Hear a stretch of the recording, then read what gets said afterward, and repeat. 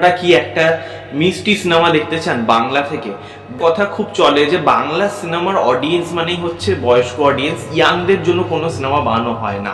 But হ্যাঁ, এই সিনেমাটা কিন্তু সেই ধারণাটাকে পুরোপুরি মিথ্যে করে দেয়, কারণ এই সিনেমাটা কিন্তু কমপ্লিটলি ইয়াং অডিয়েন্সের জন্যই বানানো একটা সিনেমা। তো ভিডিওতে কথা বলবো একটা সিনেমা নিয়ে, যেটা ছবিটার নাম হচ্ছে গেট আপ কিংশুক, যার ডিরেক্টর হচ্ছে নন্দন ঘোষ। এই সিনেমাটা আমাদের কলেজে অর্থাৎ বিবেকানন্দ কলেজে কিন্তু অনেকদিন আগেই একটা স্পেশাল স্ক্রিনিং এ দেখানো হয়েছিল ফিল্ম স্টাডিজ এর ডিপার্টমেন্টে, ঠিক আছে? তো সেই হিসাবে দেখানো হয়েছিল এবং সেই সময় আমিও প্রেজেন্ট ছিলাম। তো আমি যথারীতি তখন সিনেমাটা দেখেছিলাম। তো এখন কিন্তু সিনেমাটা লন্ডন থ্রুটে 1:30 থেকে শোতে কিন্তু চলছে এই সিনেমাটা। এবং এই সিনেমাটা কিন্তু একটা ইন্ডিপেন্ডেন্ট কাজই বলতে পারো, নন্দনদার বানানো এবং নন্দন ঘোষও কিন্তু আমাদের কলেজেরই এক্স স্টুডেন্ট। ওকে, তো যথারীতি একটা সিনেমাটা নিয়ে অবশ্যই আমরা যারা ইন্সপায়ার, তাদের তো এই কাজটা একটা ইন্সপায়ার করবেই যে ভাই একজন মানে একদম উইদাউট কোনো সোর্স বা কোনো ফ্যামিলি ব্যাকগ্রাউন্ড ছাড়াই ইন্ডাস্ট্রিতে এসে একটা ভালো রকম কাজ করেছে, তাহলে তো সেটা সবাইকে ইন্সপায়ার করবে। বিশেষ করে যারা অ্যাসপায়ারিং ফিল্ম মেকার, তাদের তো ডেফিনেটলি ইন্সপায়ার করবে। তো আমি কিন্তু গেট আপ কিছু ছবিটা তখনই দেখেছিলাম এবং কালকে আমি আরেকবার নন্দনে দেখে এসেছি এই সিনেমাটা। তো সিনেমাটা যদি তোমাদের বলতে হয় কেমন আমার লেগেছে, দেখো সবার প্রথম এই সিনেমার গল্পের ব্যাপারে যদি ছোট্ট করে বলি, যে এই গল্পটা দেখানো হচ্ছে কিংশুক, মানে এই সিনেমার মেন যে প্রোটাগনিস্ট, তার ক্যারেক্টারটাকে, তার লাইফস্টাইল নিয়ে কিন্তু দেখানো হচ্ছে। সে মফস্বল থেকে আসা একটি ছেলে যে কলকাতায় কিন্তু চাকরি করছে, ঠিক আছে? বাট কোথাও গিয়ে এখন যেটা মানে বিশেষ করে জেনজি বা লেট মিলিনিয়ার্স যে সমস্যা, যে তাড়াতাড়ি ঘুম থেকে উঠতে পারছে না, দেরিতে ঘুমাচ্ছে, মানে যেটাকে বলা হচ্ছে স্লিপ অ্যাওয়েক ডিসঅর্ডার। উঠতে পারছে না, দেরিতে ঘুমাচ্ছে, তার সঠিকভাবে ঘুম হচ্ছে না, তার হেলথ কন্ডিশন ভালো নেই। সে যখন অফিসে যাচ্ছে বসের থেকে 4-5টা কথা শুনছে বা খারাপ। তো সেখানে গিয়ে কোথাও তার লাইফটা হ্যাপেনিং হচ্ছে না, মানে ভালোভাবে চলছে না, স্মুথলি চলছে না। তার যে পারিপার্শ্বিক যারা বন্ধু বান্ধবী রয়েছে, তারা সবাই চেষ্টা করছে যাতে কিংশুক ঠিক সময় ঘুম থেকে ওঠে, ঠিক সময় ঘুমায়, তার প্রপার যে ঘুমটা, একটা বেসিক যে হিউম্যান স্লিপ দরকার, সেটা যাতে সে প্রপারলি নেয়, সেই ন্যাপটা যাতে প্রপারলি নেয়, সেটা কিন্তু চেষ্টা করছে। কিন্তু কোথাও গিয়ে তারা কি সাকসেসফুল হচ্ছে, বা এই গল্পের পরিণতি কি? কিংশুকের একটা পাস্ট লাইফও এখানে দেখানো হয়, কিংশুকের একটা পাস্ট লাইফও দেখানো হয় অ্যানিমেটেড ভাবে। সেটা কি, সেটা জানতে হলে আপনাকে নিকটবর্তী প্রেক্ষাগৃহ বলবো না, নন্দন টুতেই, মানে একমাত্র, মানে এটা খুব একটা আনফর্চুনেট বিষয়। সিনেমাটা শুধুমাত্র নন্দন টুটেই চলছে, আপনাদের ওখানে ছাড়া যাওয়ার আর কোনো উপায় নেই। নন্দন টুটে 1:30 থেকে শোতেই আপনারা দেখতে যেতে পারবেন। বাদ বাকি কিন্তু কোনো অপশন নেই যে ছবিটা আপনি কোথায় দেখবেন। বাট আমি বলবো, যদি চেষ্টা করে একটু দূর থেকেও যদি হয় এসে দেখুন, কারণ সিনেমাটা ভাই সত্যি কথা বলছি খুবই ভালো সিনেমা, মানে একটা সুন্দর মিষ্টি সিনেমা যেটাকে বলে, সেটা এই সিনেমাটা কিন্তু হয়েছে, ঠিক আছে? সবার প্রথম এই সিনেমার যদি ভালো দিক আমাকে বলতে হয়, অনেকগুলো ভালো দিক আছে। সবার প্রথম যে ভালো দিকটা আমি বলবো, সেটা হচ্ছে এখানে সবার পারফরমেন্স। এখানে লিড রোল যে প্লে করছে আর কি, যার নাম হচ্ছে শাহির রাজ, এখানে কিন্তু লিড ক্যারেক্টার যে প্লে করছে, অর্থাৎ কিংশুকের চরিত্রে যে অভিনয় করছেন, তার নাম হচ্ছে শাহির রাজ। তার মানে এর আগেও আমি কাজ দেখেছি, যেমন জ্যাজ সিটি রয়েছে, বা বলতে পারো যে আবার প্রলয়তে ছিল, ঠিক আছে? তো তার প্রত্যেকটা কাজ, কালী পটকাতে ছিল, তার কিন্তু প্রত্যেকটা কাজই সে কিন্তু খুব প্রমিনেন্টলি করে। তো এখানেও তার যেহেতু মেন ক্যারেক্টার, এবং ওনার যে ফিজিক এখানে রয়েছে, তার যেরকম এখানে আর কি expression, body language, dialogue delivery, সব কিছুর মধ্যে দিয়ে না প্রপারলি কিংশুকের যে ক্যারেক্টারটা, বা আজকের জেনারেশনের একটা আইডেন্টিটি, যে ভাই একটা ছেলে যদি সত্যি এরকম তার স্লিপ ডিসঅর্ডার হয়, সে কিন্তু এরকম ধরনেরই বিহেভ করবে, সেটা কিন্তু এই ক্যারেক্টারের মাধ্যমে শাহিদ রাজ খুব ভালোভাবে প্লে করেছেন। বাই দ্য ওয়ে, শাহিদ রাজ কিন্তু আমাদের কলেজেরই এক্স স্টুডেন্ট, কিন্তু যথেষ্ট ভালো পারফর্ম এখানে করেছে।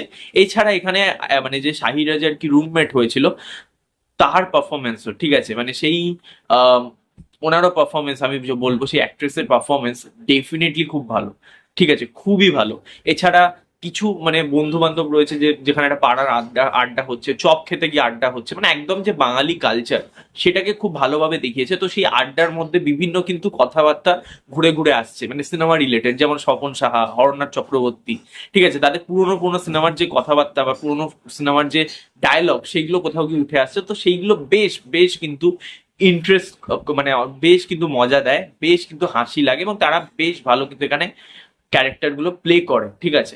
এছাড়া সবাই এখানে যারা যারা কাস্টে রয়েছে, তারা প্রত্যেকে সবার কাজ খুব ভালো করে। বিশেষ করে এখানে যে অফিসের বস হয়েছেন, তার কিন্তু এখানে একটু কাইন্ড অফ গ্রে ক্যারেক্টার রাখা হয়েছে, মানে সে কখনো সাইরাজের সাথে খারাপ ব্যবহার করছে, আবার তাকে অ্যাজ আ মানে আর কি মেন্টর হিসাবে তাকে সাজেস্ট করছে। তো সেই জায়গাগুলো কিন্তু ডেফিনেটলি বলছি খুবই ভালো, খুবই ভালো। এছাড়া এই সিনেমার যেটা বললাম ডায়লগ, কমিক টাইমিং সেগুলো খুব ভালো, হিউমার খুব ভালো রাখা হয়েছে, কোনো কিন্তু ডার্ক হিউমার বা অ্যাডাল্ট জোকস নেই, তাই জন্য চিন্তা নেই। এটা কিন্তু আপনারা ফ্যামিলি নিয়েও এই সিনেমাটা দেখতে পারেন, আরামসে মজা পাবেন, ঠিক আছে। তো সিনেমাটা কিন্তু খুবই সুন্দরভাবে এখানে ডায়লগগুলো প্রেজেন্ট করেছে, এবং ডায়লগগুলো সত্যি বলছি কিছু কিছু ডায়লগ কিন্তু খুবই ইমোশনালও রয়েছে, লাস্টের কয়েকটা ডায়লগ কিন্তু ইমোশনালও রাখা হয়েছে।